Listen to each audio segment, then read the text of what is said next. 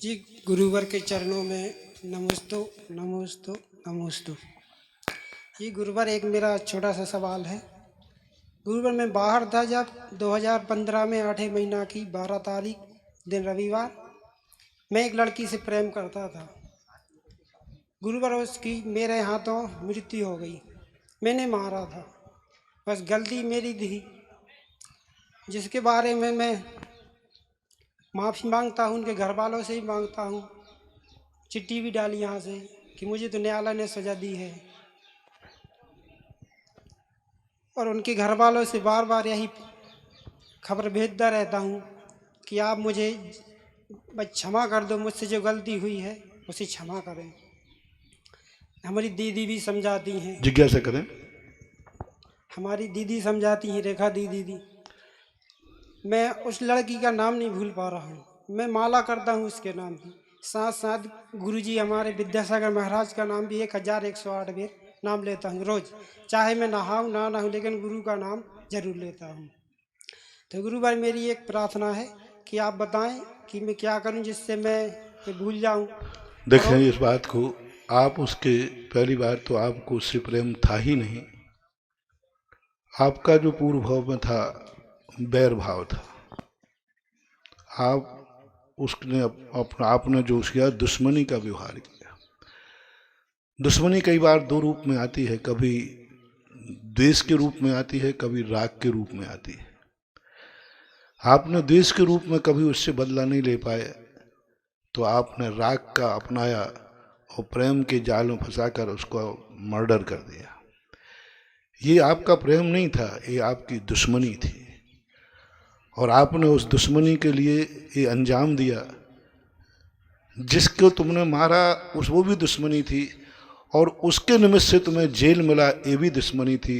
तुम दोनों पूर्व भाव के बैरी थे, और बैरी के कारण से तुम दोनों के साथ ये जीवन में घटित हुआ।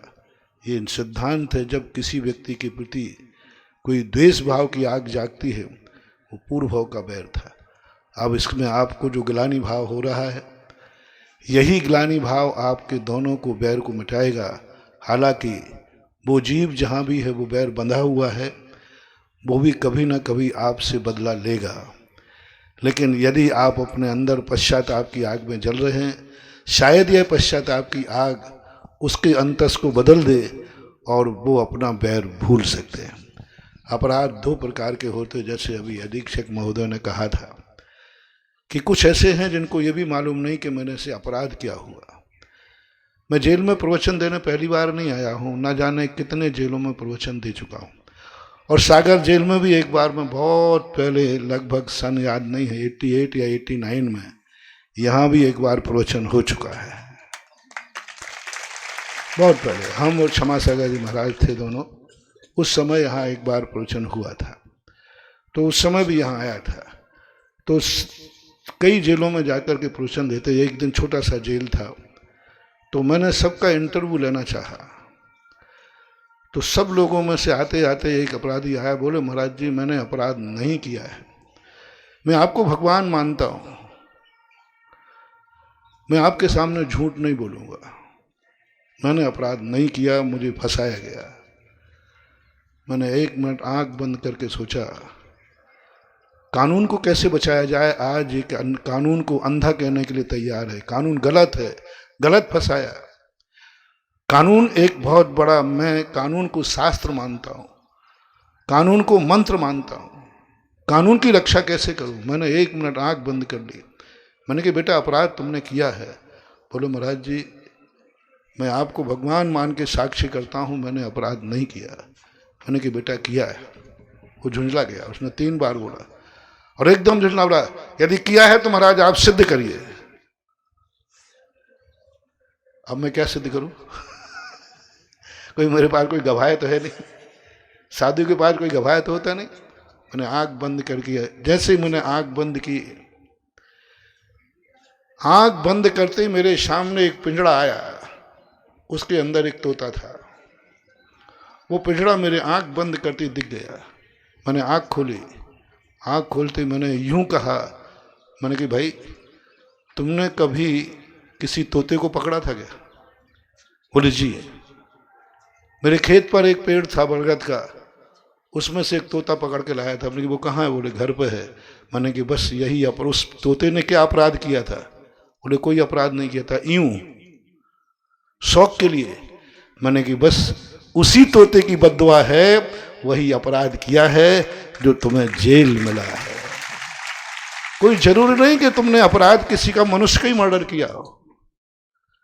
उस तोते को तुमने निरपराध, उसके परिवार ने बद्दुआ दी, परिवार के साथ रहता था वहां पर, और उसमें से आप एक उठा के लाए, आपने पिंजड़े में बंद करके।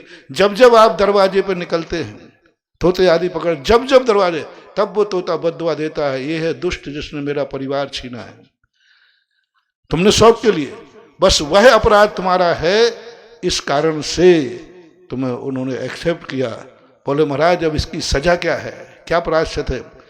मैंने कि जब भी तुम्हारे परिवार मिलने आए और तोते को बुलाना, और तोते को बुला करके उससे क्षमा करना और उसको मुक्त कर देना। उनके लिए जो फंसे थे कम से कम 20 साल की लगभग सजा थी, और उनके कुछ साल मेरे उस कहने के बाद 5-6 साल बाद ही उनकी पूरी सजा किसी 15 अगस्त पर किसी कारण से, ईमानदार जेली होने के कारण से उसने स्वीकार कर लिया। बोले महाराज अब मैं कानून को दोषी नहीं ठहराऊंगा, मैंने ये अपराध किया है, और अंदर से उसने सजा को स्वीकार कर लिया। और कुछ साल के बाद उसे 15 अगस्त के दिन बरी कर दिया। वो मेरे पास लौट के आया, बोले महाराज मैं बरी हो चुका हूं। मैंने तोता बरी किया नहीं, वो तो उसी दिन कर दिया। तो जो निरपराधी हैं, जो कह रहे हैं अभी कि जो उनको पता ही नहीं अपराध है, उन्होंने कोई ऐसा अपराध किया है जो अपराध तुम्हें खुद ध्यान करना पड़ेगा कि कभी किसी दूसरे पशु के साथ तो ऐसा नहीं किया, ऐसा जानना चाहिए। और